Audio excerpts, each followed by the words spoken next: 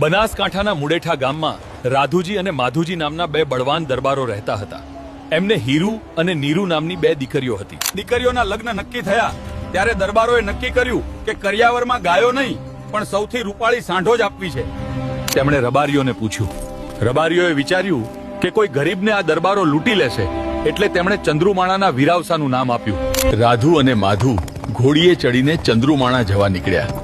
રસ્તામાં અડિયા ગામે એક જોગીના મઢમાં રાત રોકાયા. જોગીએ ઘોડીઓને બાજરી નાખી પણ ઘોડીઓ ખાતી નથી.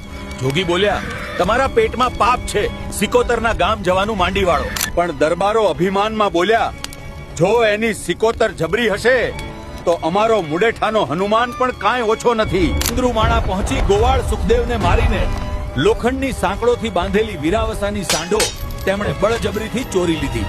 રસ્તામાં લુહાર પાસે જઈને કટાર બતાવી સાંકળો તોડાવી. લહારે કહ્યું, હું સાંકળ તોડું છું પણ માં સિકોતર તમને નહીં છોડે. ઘાયલ ગોવાળ સુખદેવ રડતો રડતો રતનબા પાસે ગયો. રતનબાએ દુઃખી થઈને માં સિકોતરને પોકાર કર્યો કે મધરાતે સિકોતરે સ્વપ્નમાં આવી કહ્યું, નિરાંતે જમો, હું મુડેઠા જાઉં છું. મારી સાંઢો લીધા વગર હવે હું પાછી નહીં આવું. માં સિકોતર એક ડોશીનું રૂપ લઈ રાધુ માધુની પાછળ મુડેઠા પહોંચ્યા.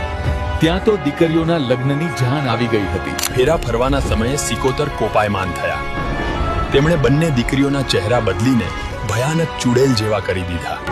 મુરતિયાઓ ડરીને ભાગ્યા. અહીં તો ભૂતળા ફરે છે, અમારે પરણવું નથી.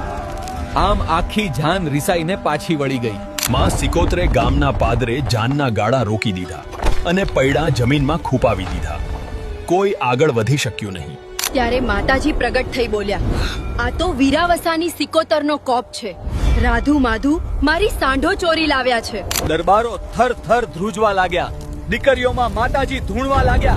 મારી સાંઢો પાછી આપો તો જ દીકરીઓ સાજી થશે. રાધુ માધુએ ભૂલ સ્વીકારી, સામૈયા કર્યા અને વાજતે ગાજતે વીરાવસાની બધી સાંઢો પાછી આપી દીધી. માતાજીએ દીકરીઓને ફરી રૂપાળી કરી દીધી અને લગ્ન થયા. ત્યારથી મુડેઠામાં પણ સિકોતરના નિવેદન પહેલા થાય છે. આમ ચંદ્રુમાણાની સિકોતરે પરચા પૂર્યા અને ગુજરાતમાં ડંકો વગાડ્યો. બોલો વીરાવસાની સિકોતર માતની.